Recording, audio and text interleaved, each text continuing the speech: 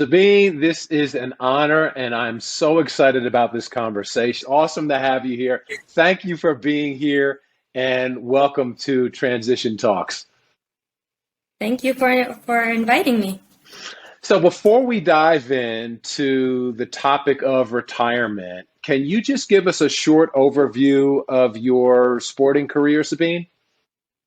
Of course. So growing up, I tried different sports. I fell in love with swimming when I was 9, started competing, and at some point I was combining swimming with fencing. And then I raced in my first world championships when I was 13, and that's where I began dreaming about the Olympics. It was hard to imagine it. It was easy to daydream about it, but it was hard to think about what's next. So when I was 16, I got a scholarship from the IOC Olympic Solidarity. And I moved to Barcelona, left everything behind, and was focusing on my dream to make it to the Olympics. That was in 2011. I practiced for the Olympics, and then participated in London 2012. In total, I made it to 5 World Championships, 2 Asian Games, Youth Olympic Games, and fast forward to now, I'm going around the circle to work in sports. Wow, such an amazing story and such an early start to your career. So that's amazing. I'm curious about a lot of things, including your performance in 2012 at London and the 50. If my notes are right, the 50-meter freestyle, you hit a personal best. And I'm just wondering the moment that you touched the wall. Did you know that there was something a little bit different about this performance? Did it feel like you crushed it, or what can you share with us? So the moment I touched the wall, I realized, oh, I'm an Olympian now. It's an achievement. But to be honest, back then, when you're surrounded by everyone who is doing the same, everyone else around me was also a high performance athlete. There's always throughout my journey before the Olympics, I always thought not to be satisfied with any result, and that was something that I had to work on later on, because for me this is not true. You have to celebrate the small achievements. So I did feel something because my parents were on the phone. I called them and like really celebrated this nice moment of becoming an Olympian. But in the back of my head, this always because it was 0.28, for example, and I said no, like 30 hundredths more, or like, there's always more for all athletes. Even like for me, I'm not a finalist, I'm not a semi-finalist, so it's always I didn't make it to the finals. Even if you make it to the finals, some other swimmers would be like, oh, I didn't win a medal. There's always like, oh, I wish I could have done more, because you don't want to be satisfied. But I did have my, nice time of, I'm an Olympian, because it was a lot. There was a lot of immense amount of hard work behind that. Speaking of which, well, first of all, it seems like there's got to be a balance between constantly striving for perfection, which you never reach perfection, right? But you strive for it, and also celebrating along the way. But speaking of the intensity and the work ethic, I remember we talked previously about the workouts, and they were 7 hours a day. Did that feel normal at the time? And that I actually pulled a hamstring just thinking about that. Did that feel normal when you were working out 7 hours a day in that space? You normalize it. So growing up, I didn't have for me, it was a privilege to have to practice 7 hours a day. I did not have that at all. Growing up, it was not professional sports, so it's I'm training twice a week, 3 times a week. Whenever I find a pool, whenever the pool is available, and in winter it was really hard. So I did not have that, and that created a sort of a need that I needed to train like other athletes, because of course, since I was 12, I had a social media, or even before that I had social media, and I would see other swimmers in Europe or in the US that were practicing that many hours, and I thought, in order to achieve my dreams, I had to train that much and that many hours. So because of the fact that I did not have that, and I really, really wanted those hours, and I wanted to say that I'm practicing so much and I'm giving my all to swimming. That only started when I was 17, when I got the scholarship. The first year was less. Of course, it did not reach 7 hours. It was gradually, but it was 2014, where it was up to 7 hours a day, including Sundays, sometimes 3 hours on Sunday. So it was not, I didn't have a day off sometimes. depending on what I was preparing. It seemed, to be honest, it seemed more than normal. It seemed that I needed more because I was still comparing Wow. myself with other athletes. So it's true that Yeah. I went from the best in local, the best home, but I went from the best to the worst in an Olympic training center in Europe. And I Hmm. did not even realize that at the beginning, but then I started comparing and I said, no matter what I'm doing, it's not enough because I'm way behind them. I need to practice. I need to beat myself up to be like them. And I was striving for improvement. I gave it my all. I really wanted to improve. Mm. So let's talk a little bit, Sabine, about retirement, and hoping you can help me with this. And anything that I ask, if you don't want to answer, feel free to veto. But question is, can you describe the circumstances behind your retirement as a swimmer and help us understand if it was your choice or not? Mhm. So it was by parts. We have parts here. In Hmm. 2015, I left the High Performance Center, the Olympic Training Center. And no, it was not my choice. In fact, I was really thriving and I was really working on getting to Rio 2016. But regardless of having the national records, it was a decision made by my NSC. And because I didn't want to quit swimming, I still wanted to be, to have the water feeling and still needed to swim and compete. I continued swimming for my club in Barcelona. So here we talk about another transition. So transition from the Olympic Training Center into the real life in another city that is for me that later on became home, but at the beginning it was something new to me. So I swam for my club, and then that continued for a year and a half, where I would wake up at 5, go to practice 5:30, and then university was an hour and a half away. So at 9 university, and in the afternoon I was either training again or working, like side jobs, private English classes. Swim classes, whatever it was at that time, and then or studies, and then after a year and a half like that, I mean, it was one of the toughest experiences. After a year and a half like that, I just messaged a coach and I said, "Hey, I don't think I'll be coming to practice anymore, but Hmm. I still wanted to practice." So I joined other. I was still like wanted to. I didn't get the idea out of my head that high performance athlete. I still wanted to be a high performance athlete, so Hmm. I started training on my own whenever I could, wherever I could. Was running, open water crossings. I signed up for open water championships, running.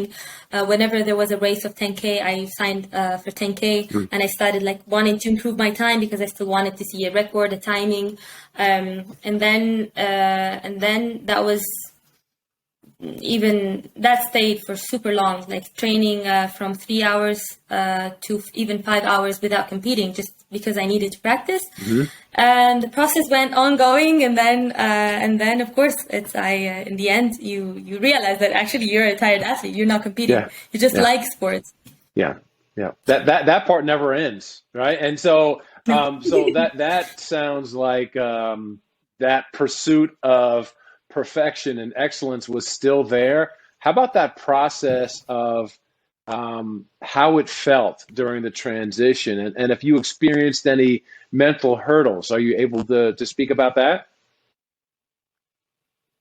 Yeah, of course. I mean, when you speak about any kind of, well, the first question is when was sport something I couldn't do without, right? Mm. For me, it was when I was 12. Hmm. And then if you think about it, it could be as similar as to the stages where you grieve, right? Mm. There are different levels, but at the beginning, you deny that it happened, then you become angry. No, Mm. no, it happened, but I'm angry about it. Why did it happen? And then you start bargaining. Third stage, like, oh, what if, what if? And then comes depression because you know that it happens, but you cannot do anything about it. So it's the whole process, and then acceptance. And how does acceptance come? I think it's a lot of practice of humility and accepting reality and moving on and setting new goals, and from small goals to long-term goals. But yeah, in the mental, I mean, there were different kind of obstacles. The first one is how do I sustain myself in Europe? Mm-hmm. The second one is finding my own identity again, because wherever you go, you're the athlete, right? And you're not the athlete again. What are you?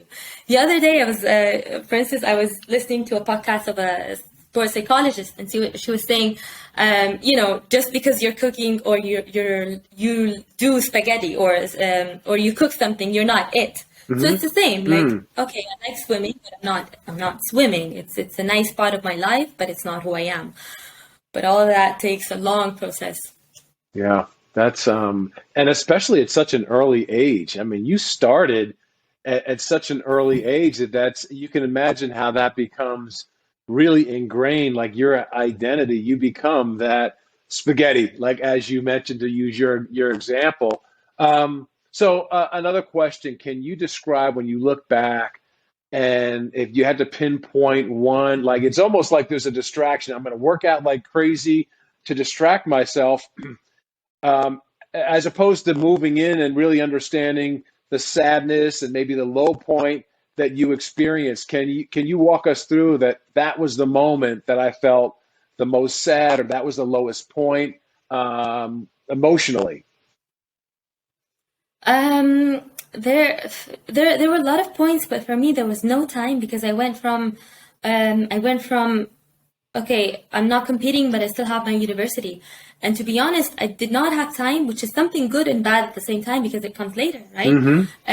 So in my studies, I still had a plan, but I've always been a dual career. I've always been a student athlete, so I still needed that part. But I still loved it was not super passion, and I wouldn't die for what I was studying. But it was something I liked, and I like going to university every day and see my friends. So I was practicing up to 5 hours, and I would do a schedule. I would go to the gym and go 2 hours.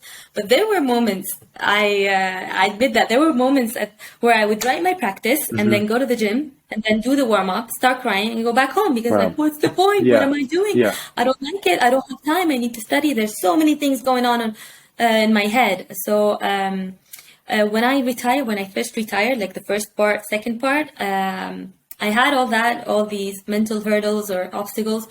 I did not have burnout, but that was interesting, because burnout only came 4 years later. It only came beginning of 2019, where I really felt that you always call it rock bottom until you feel worse. So there's always worse. Rock bottom, and then you hit more and more and more, and then like, actually that was not a rock bottom. This is a rock bottom. Yeah. And then one's like, oh no, actually this is a rock bottom. But it was only there. It's a whole process thing. Yeah. Wow. That's a difficult transition, regardless of what level, but certainly at your highest level, that is transition is such a challenging thing. I'm curious about this. When you went through these things, what was your support system like, Sabine? The first part, I was transitioning away from an Olympic training center, a world that is focused on that. The IC Olympic Solidarity actually did not just forget and there's no scholarship. No, they kind of let me through what was it going to be like, and especially the Olympic training center itself. So we have a team of the career transition or athlete support personnel who support athletes. So they kind of led me through that, and they paved the way and helped me they actually helped me to do my CV and apply to different jobs and talk me through it. But then full transparency here, in 2016, when I made that decision later on, I was all by myself. Wow. What do you think we could do more of? Just like you look at the coaches involved in really any sport, what do you think coaches can do more of or less of to better support athletes as they with the transition process? With the transition and even before. So what I would tell the coaches in general, just to get to know who is that athlete beyond that body that you're coaching. Try to create that bond with them, a bond that is based on trust and you make the athlete feel that they can communicate whatever to you whenever at any circumstances, that they can trust the coach and they can speak about whatever that's going on in their heads. And then that doesn't mean that the coach has to control their lives and 24/7 know what they're doing, but it just create a bond of trust and a good communication. In the end, any kind of communication is key. So in swimming, our heads are underwater, so we don't. For me, communication has always been something really key to my life, and expression, and whatever you have, just say it. There's no drama anyway. Just say it, and it's okay. Talk about it. And then to everyone else, it's just to be responsible of everything else of the athlete. Like, don't settle to something just to say that you have something. It's or settle to anything just to say that, or just to think that you have something. Always leave some space for innovation. Is your method working?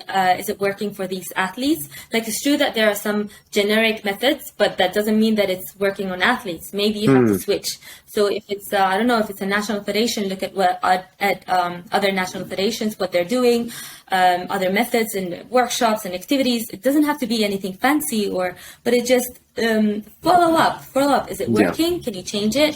So that's on the national federation side, and for example, on the side of the scientific field, so you have nutritionists or any kind of entourage member. So when we talk about entourage members, it's the whole athlete support personnel, from parents to friends and family to national federations or coaches or nutritionists, psychologists, and physiotherapists. So on that side, I would say also, even nutritionists, like there's never a one way of eating, right? For example, when it comes to that scientific side, or one way of recovery, one way of treatment. Yeah, some athletes that prefer cold showers after or post practice, but that doesn't mean that it works on everyone. Right. Right? Yeah, it depends on how you grew up or your body, and depends on everything. Nutrition is the same. Like, and then when it comes to that, the scientific side is if you see the need that the athletes need more explanation, explain. So if you give them supplements, for me, I was super curious what was going on. Human body, periods, and everything. I was super curious, but I kind of felt like I needed more information about that. So later on, I tried to search a lot about that. But it's good to explain, talk to your athletes, explain why you're giving this, and or maybe negotiate with them if they're more experienced. Negotiate with them. So at the beginning, you can tell them, like a coach and an athlete, but then it begins becoming like a line, and they can be aligned. The athlete has a right. Actually, the athletes have to know what their rights are. They have a right to negotiate, to ask why, ask as many questions as they can. They have the right to know who they surround themselves with. Leveraging their network and whoever they want. It seems, thank you for that, Sabine. And it seems like you described several things, including the importance of constantly building trust and showing up with, I think you said, innovative or creative approach, because there's not a one size fits all. The thing that works perfectly for you might be a nightmare for someone else. I love that insight. Thank you for that. The moving to the life after sport, further into that, can you tell us a little bit about what you do now? So the way I found my career was a long process at the same time. So when I was doing the transition, I was studying. It was my second year of university. I kind of felt like I needed something away from sport at the beginning. So I studied translation and interpretation. But for me, it was not only about translating a language or becoming a linguist or something. It was also about communication, getting to know different cultures, and just international relations and all that. And sort of a mediation between different cultures, right, as well.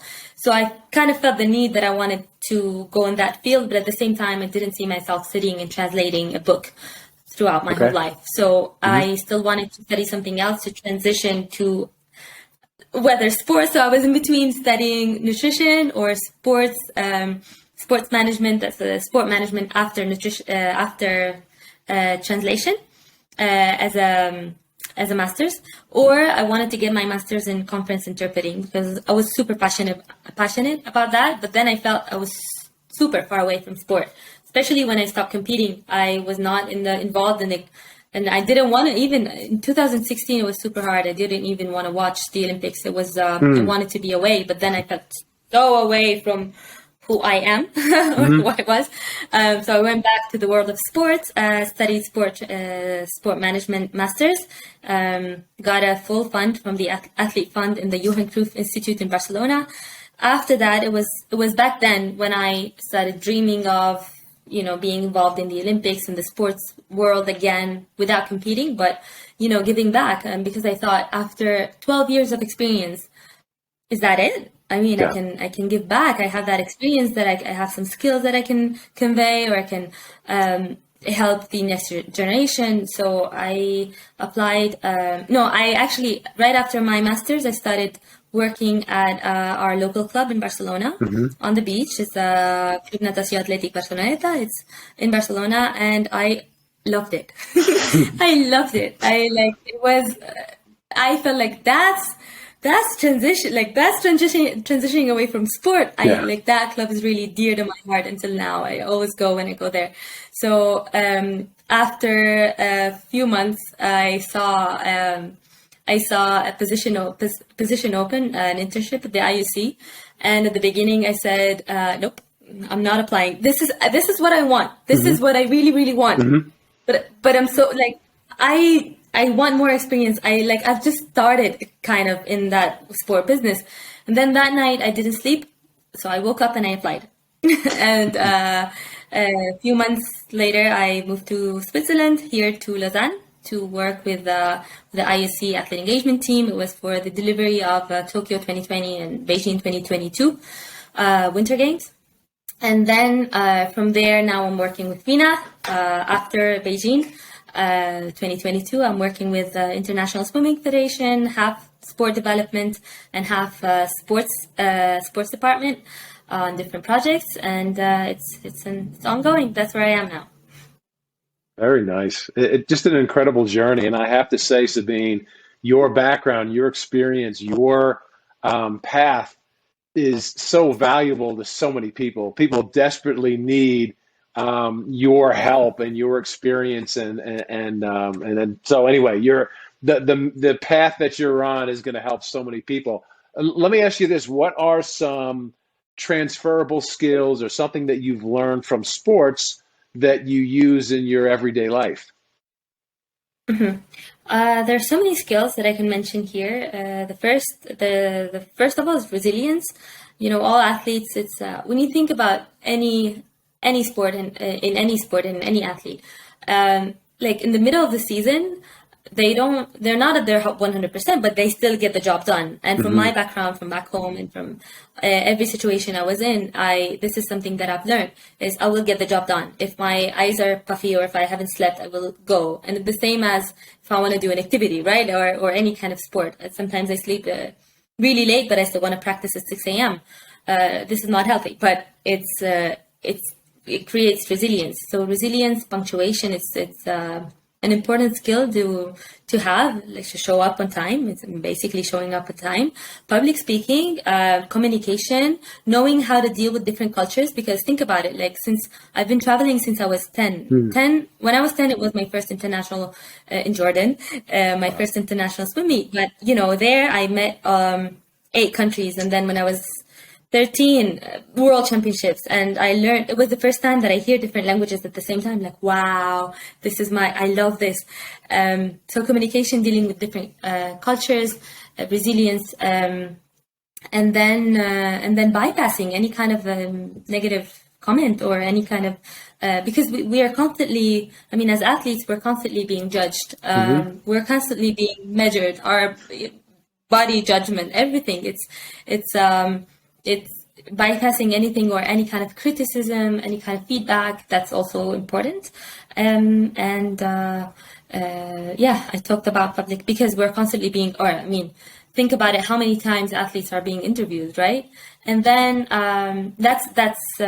so those are what I mostly saw. But then but then when I think about group sports and not only individual, you think about leadership, right? Like I've never been a captain of my team or anything, but it's yeah. Sometimes like when I was young, it's a different. Like we had one person in our team, like one person for each. Oh, you do this, you do this. Like you grow that, but not like in any group sport. But think about basketball, for example. If you're a team captain at the age of 13, you're a leader at the age of 13. Like think what you're going to be when you're 23, right? So you have those leadership, and then if you're dealing with a lot of sponsors, not in my case, but if you're dealing with a lot of sponsors, you know how to negotiate. It's amazing. It's employers look for that. So that's why I also tell athletes when they apply, like don't be scared of applying.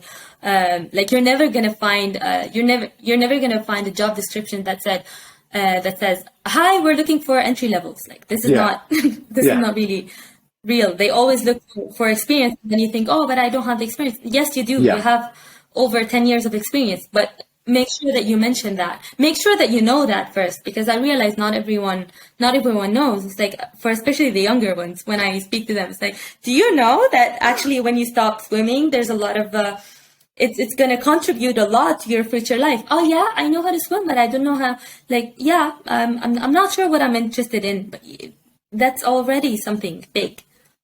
Yeah, it's like there's the things that you've accumulated at such a young age. These are unofficial degrees, like the leadership, all the things that you do. It's like there's, in addition to your formal degrees, you've got all these other degrees. Okay, so let me ask you this. So if you had to do it all over again, Sabine, would you do anything differently? Yeah. I thought the question was like, would you do it? I mean, it's insane when I think about it. It's like I wouldn't have thought that I would be here and when I was 9. It's like, yeah, I like swim. I want to be a gymnast, but then swimming was available, and then I became a swimmer, and then I left my country, I left everything behind to accomplish this dream. What I would do differently is the way my relationship with sport. So something there are many more things that would be worthy to talk about. But it's like the relationship with sport. In my case, it was I hated sport. Like saw it as an unhealthy thing back in 2016. Why are people practicing? This is super unhealthy. Don't do it. It damaged me. Like I felt through the pain and the damage. I thought it was something unhealthy. I didn't understand why people were working out. I was still working out because I was still working. It was what I was. It was the norm for me.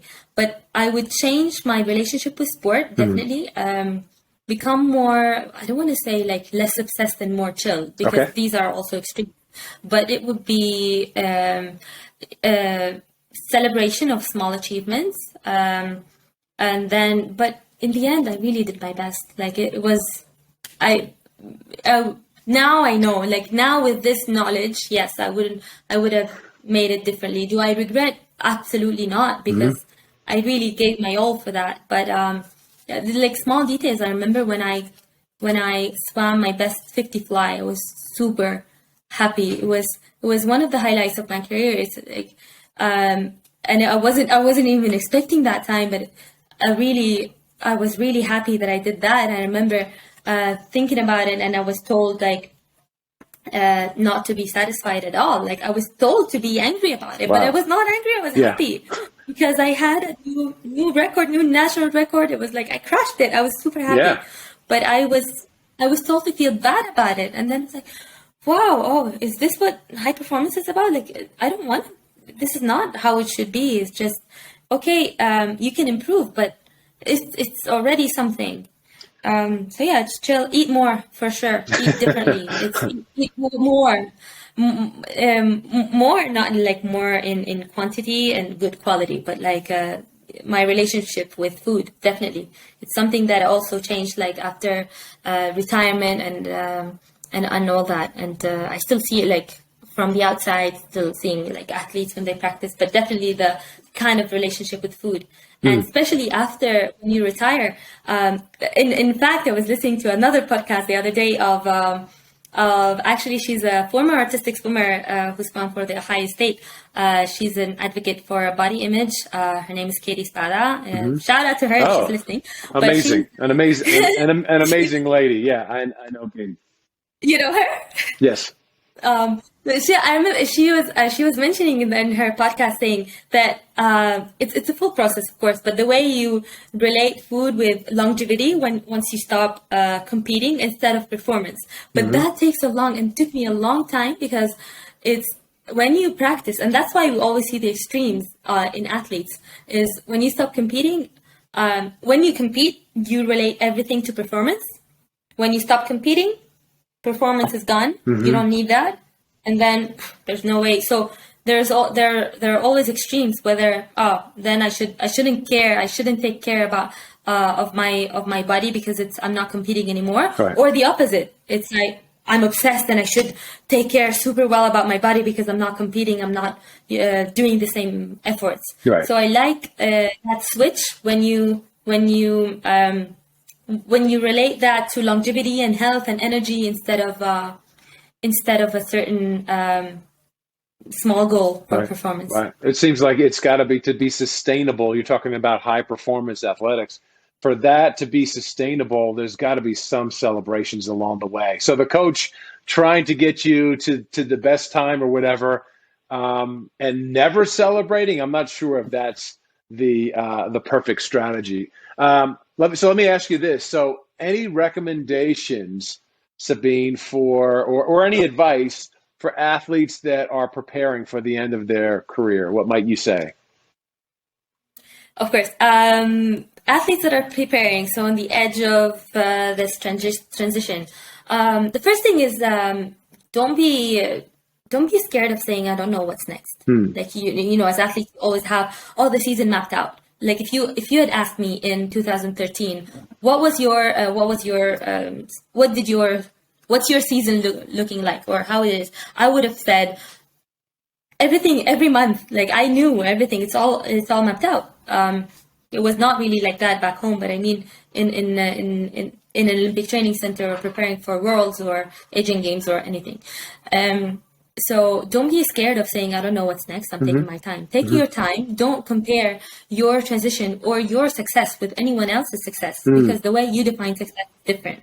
Not everyone's definition of success is the same. And then don't compare your story, your transition with, not in life, not in sports, but with anyone, because this is a thief of joy in the end when you do it. So you already have your path, you do you. There's no like book of life or something. You don't have to follow something specific. And then second thing, as I mentioned before, know who you surround yourself with and leverage your network. Don't be scared of asking for help.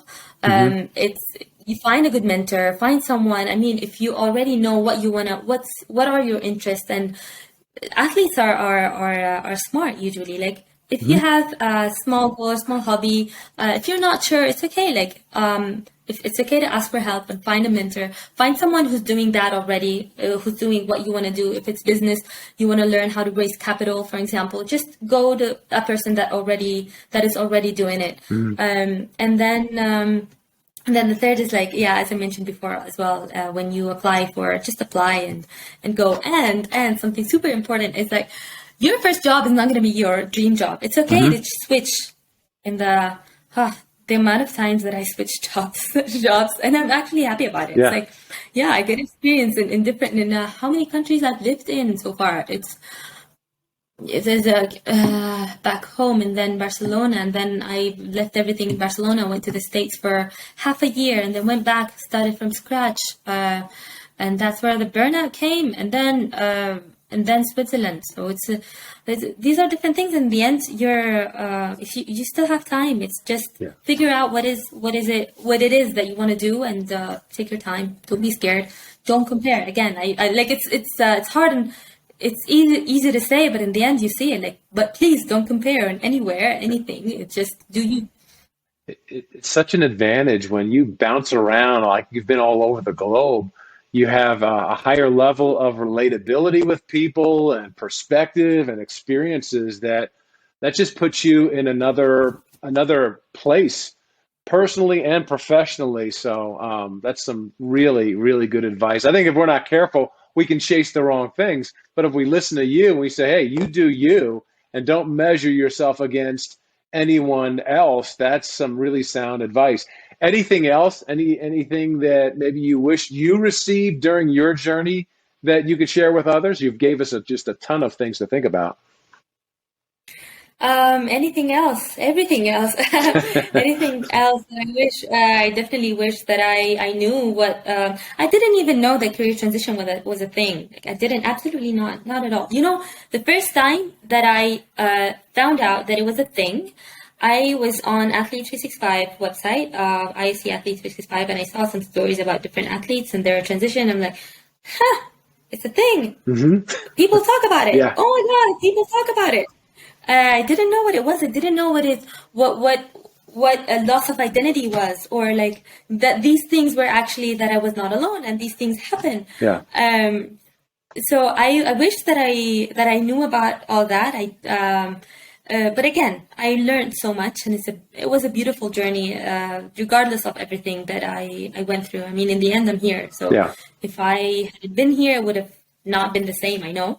The feelings, but now I think, like, do athletes have to go through everything that I went through? Because I really, at some point I was really alone, and I felt like I was hiding so many things, or avoiding. I don't want to say hiding. It's not hiding. It's just ignorance, or you don't know. It's, you want something, and then you strive for something, and then the whole process of feeling bad because of the fact I'm feeling bad because of I'm feeling bad. Because like, why, and constantly judging the feelings. Why am I feeling like that? I should be happy. I'm in Europe or whatever. It's not like that.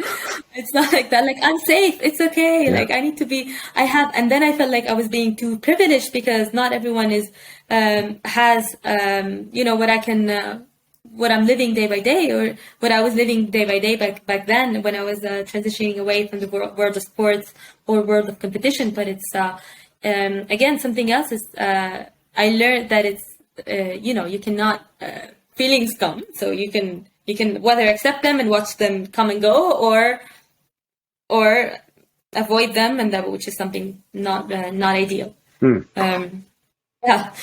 So just, this is the only thing that I would have had, but then everything else, yeah, just enjoy the journey. But I see it more now. I like how people are talking about everything. So please share, please talk. Yeah. Because, like, sometimes by sharing, you feel like you're not, it's not going to make any difference, but it does. Like, thank you for sharing all of that. And some of the things you're describing, Sabine, is the fact that, like, you're not alone. It may feel like you're alone, but you're really not alone. Similar to when you're performing high level in the world of athletics, right? You've got a nutritionist, you've got coaches, you've got trainers. So same thing, makes perfect sense. Like you said, get a mentor. Make sure you surround yourself with a team that's really going to help you get to where you want to go. So thank you a ton for sharing your fascinating story, your inspiring journey, and I so appreciate the way you show up, which is half the battle. And Sabine, the very best for you is yet to come. And I can also tell you the way you show up, it's really aligned with what we do here at Athletes Soul and the mission.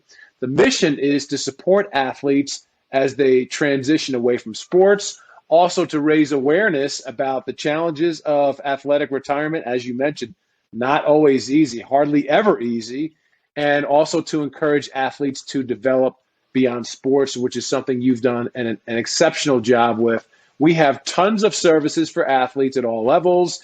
And the good news, or the great news, is that our services are free because we're a nonprofit and we rely on fundraising. So for more information and to view other transition talks, please go to athletessoul.org.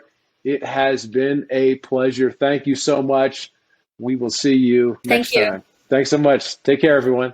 Thank you.